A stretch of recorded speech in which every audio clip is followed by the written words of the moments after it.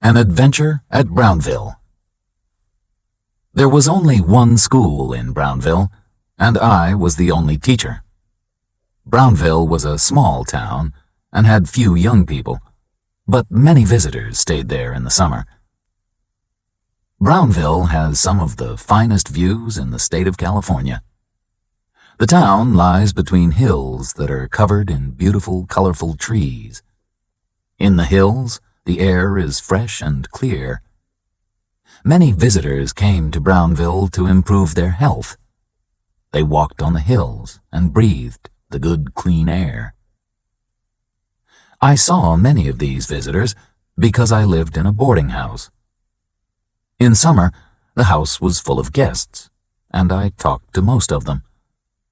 I ate breakfast and supper in the boarding house and spent the rest of the day at the school. The school was not far away. It was on the other side of a hill. The distance by road was about 1.5 miles, but I knew a shorter way. I could walk over the top of the hill in 15 minutes. There was a path that ran through the forest on the hill. I came back along this forest path late one evening. It was the last day of term. Tomorrow, the students' vacations would begin. I had stayed late at the school because I had been writing reports about the students. The sun was going down in the sky. Its golden light shone through the trees and made long, dark shadows. I was tired. I sat down on an old fallen tree and looked at the sun setting in the darkening sky. It was calm and peaceful in the forest. Suddenly, I heard voices. One was a woman's voice, and she sounded angry. The second voice belonged to a man. It was a deep and musical voice, the voice of a singer. I could not see who was speaking, but I could hear the words clearly. "Don't threaten me," the man said. "You can do nothing. Don't try to change anything, or you'll both suffer." "What do you mean?" said the woman's voice angrily. It was a cultivated voice. She spoke clearly and well. "Do you mean that you'll murder us?" The man did not reply. I wanted to get to the boarding house. It was supper time, and I was hungry. But I did not want to pass the man and woman. I looked around and saw no one. I stood up quickly and walked on. It was almost dark now, but suddenly I saw the two people among the trees. They were standing on the path. The man was tall and slim. He seemed to be wearing black clothes. But there were too many shadows, and I could not see clearly. The woman wore a pale gray dress. They did not see me. As I watched, the woman knelt on the ground in front of the man. She held her hands together in front of her face. Was she begging for the man's help? Or was she praying that he would not hurt her? I did not like this scene. There was trouble here. I stepped behind a large tree. When I looked at the path again, the man and woman had disappeared. I walked on until I saw the light of the lamps shining from the windows of the boarding house. The scene of the man and the woman in the forest stayed in my mind. It had made me feel unhappy and uncomfortable. I saw some new guests at breakfast the next morning. A young woman sat at a table opposite mine, but she was not the woman who I had seen last night. Then a younger lady entered the dining room. The two young women looked very similar, and they were both extremely pretty. When the second young lady spoke, I recognized her voice immediately. I had heard it in the forest. The two ladies were sisters. I guessed that they were about 18 and 20 years old. I finished my coffee and left the dining room quickly. We were the only people in the room, and I did not want to listen to their private conversation. That would be rude, and I did not want them to notice me. I did not see the tall, slim man, but I heard him. He was in the garden of the boarding house. As I had guessed, he was a singer. He was practicing his singing. He was singing La Donna è Mobile, a song from Verdi's opera Rigoletto. The singer had a very good, strong voice. Maybe it was too good. Why was he in a simple boarding house in Brownville and singing in this way? This was strange. Did he want the guests to admire his voice? I walked away quickly. When I returned to the boarding house later, I saw the elder sister. She was standing in the garden with the singer. He was dressed in black clothes. His back was turned toward me, so I could not see his face. Brownville was a small town, and it had no theaters or restaurants. So when the people of Brownville finished their work, they enjoyed gossiping. I enjoyed gossiping too. Who were these unusual visitors, and what was their story? The singer was talking easily to the younger woman. I guessed that they knew each other well. When I came into the garden, he stopped talking and turned around. He looked straight at my face. The man was not young. I guessed that he was about 50 years old. His face was extremely handsome. His hair was thick and black as the clothes that he wore. And the clothes were very fine. They were smart, fashionable, and well-made. They looked expensive. He could not have bought clothes like these in Brownville. I had seen pictures of opera houses in the fashionable cities of Europe. This man reminded me of the men in those pictures. The man looked at me as if he knew the thoughts in my head. Did he know what I was thinking? The expression on his face was not angry or frightening, but I suddenly felt afraid. Why? I could not explain it. I only knew that I was afraid of this dark and handsome man. He was dangerous.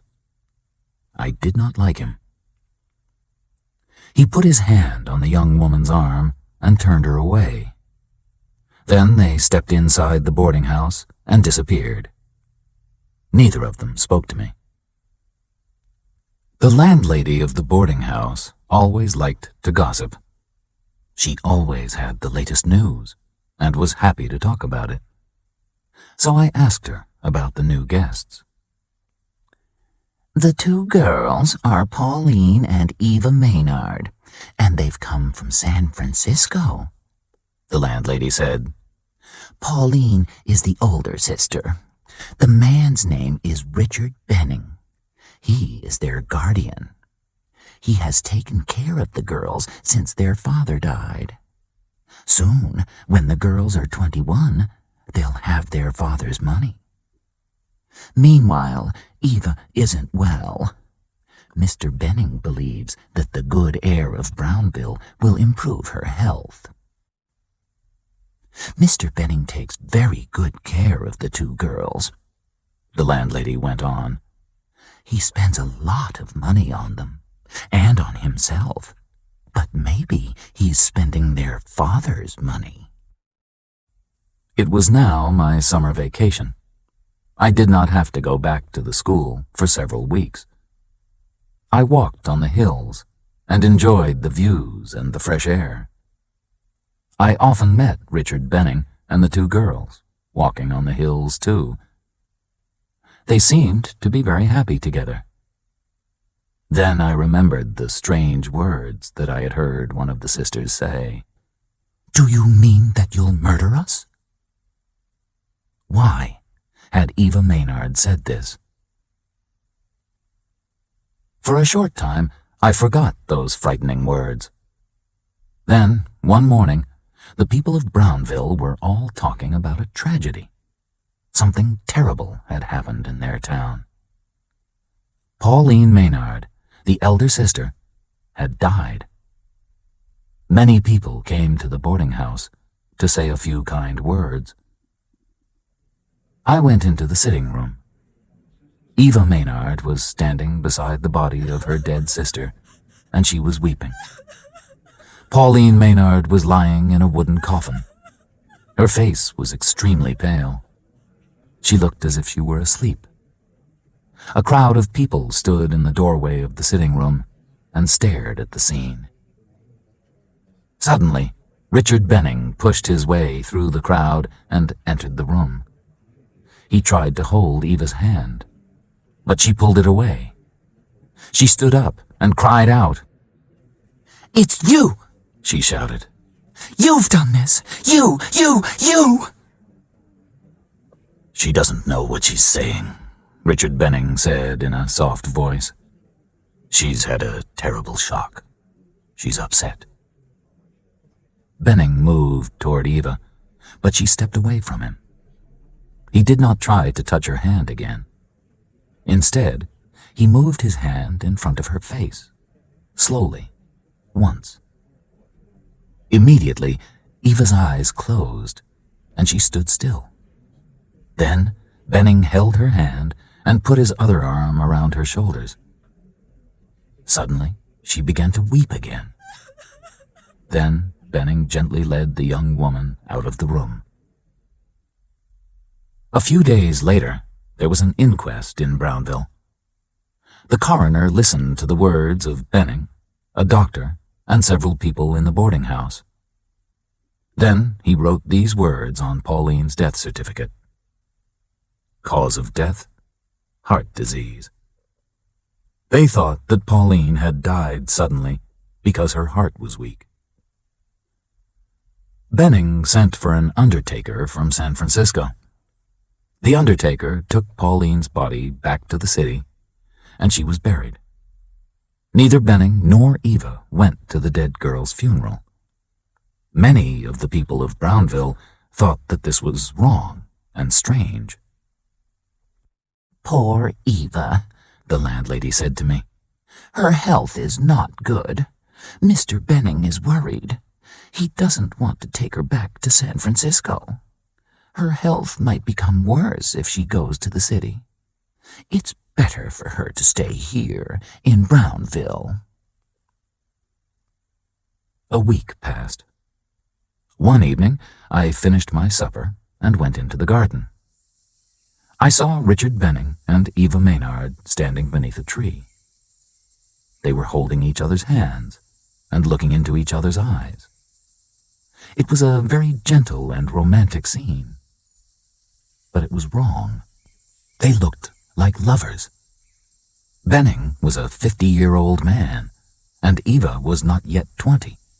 Also, he was her guardian. Benning should be like a father to the young woman, not a lover. I stood in the shadows, and they did not see me.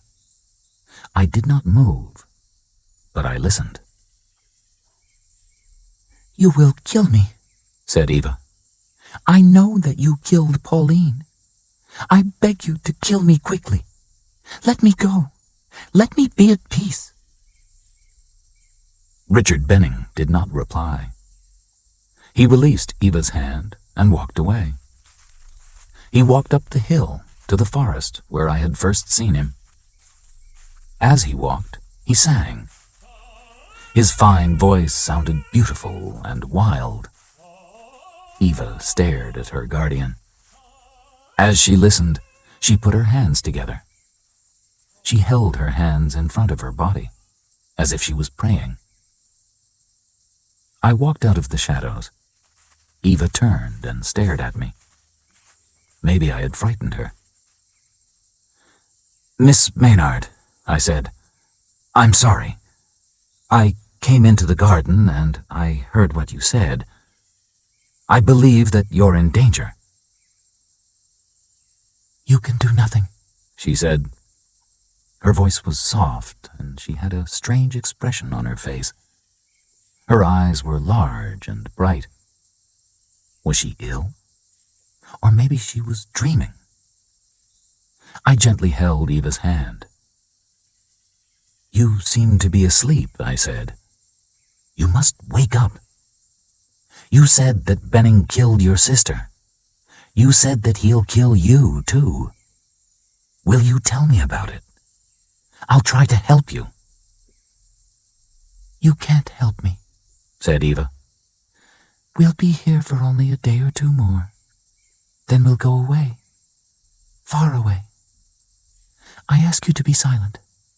You mustn't talk about anything that you've seen or heard here. But this is crazy, I said. I'm sure that you're in danger. I must tell the police. Eva woke up a little when she heard this. Her expression changed. She became cold and polite. This is my business, not yours, she said. But your sister died here, in Brownville, I said. And she died suddenly. Now you are in danger. The people of Brownville might be in danger too. You must tell me what happened. Didn't you love your sister? Yes, I loved her, said Eva. But I love him more. Do you think that the police will believe you? You heard a secret conversation. If you talk about it, I'll say that your words are lies. No one will believe your story. Suddenly, she smiled. It was a beautiful, sweet smile. I could not believe her words. They were so hard and cold. Eva held my hand tightly. Come with me, she said. We'll walk together. He will be away all night. He won't know that you've been with me. We'll walk and talk, and you'll forget what you've seen and heard. You'll forget about us. Truly, I did not know the ways of women then. I was happy to walk in the garden with Eva Maynard. I was a little in love with this beautiful young woman. We talked about the people of Brownville, and we talked about their love of gossip. I did not want to go to my bed. Before I said good night, I asked Eva to walk with me the next day. There's an old mill on the top of the hill. Will you walk there with me tomorrow afternoon? We can enjoy the fine views from the mill. If he's not here, yes, I'll walk there with you, said Eva. I went to bed feeling happy. I smiled happily as I fell asleep. The next morning, I awoke feeling even happier. Today is going to be a special day, I thought. Eva was not in the dining room at lunchtime. Maybe I had hoped for too much. I am only a school teacher in a small town, and I am not very rich or very handsome. But I was not disappointed. Eva came into the garden. Benning must have gone away. I was the happiest man in the world. Eva said nothing as I followed her up the path to the old mill. She knew the way there because she had walked to the mill many times with her guardian. Eva and I did not have a conversation, but she sang songs. She sang happy and sad songs. Her feelings changed as quickly as clouds pass across the sky. 1 minute sunshine, the next minute shadow. I was happy to be with her, whatever she felt. She walked, and I followed. When we came to the mill, she did not stop walking. She crossed an old wooden bridge and took the path up the high hill.